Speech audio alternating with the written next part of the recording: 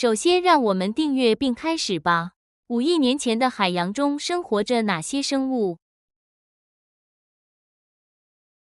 古生代海洋的掠食者为何上路？在5亿年前，即古生代初期，这个时期海洋被称为含雾海洋，以生物多样性爆炸性增长而闻名。1. 古生代海洋生物。三叶虫 Trilobites 三叶虫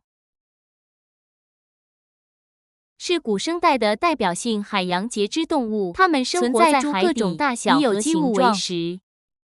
无鳄鱼 Epnesia。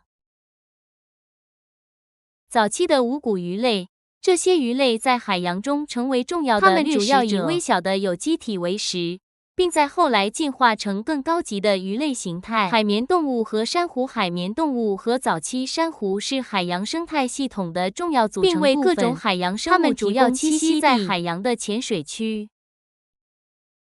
软体动物在这个时期，各种软体动物也存在，特别是像海螺这样的贝类被大量发现。它们栖息在海洋的各种环境中。古生代的掠食者在这个时期存在著早期鱼类等掠食者，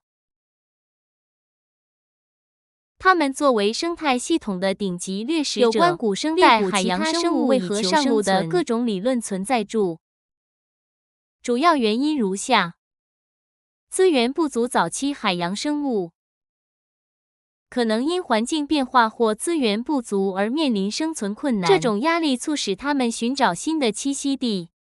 陆地的新生态系统陆地提供了与海洋不同的生态系统，陆地上也开始有了获取食物的机会。这些资源成为生物进军陆地的动机。逃避掠食者。虽然海洋中存在各种掠食者，但一旦上路，就能找到新的栖息地，提供逃避掠食者的机会。进化压力生物在适应环境的过程中，向陆地的进军成为生物的生存策略。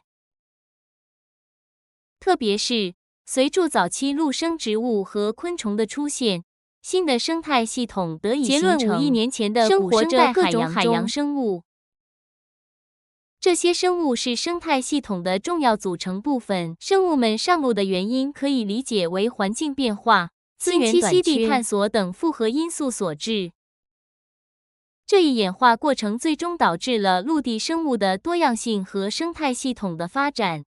如果您订阅我，我会更加努力做得更好。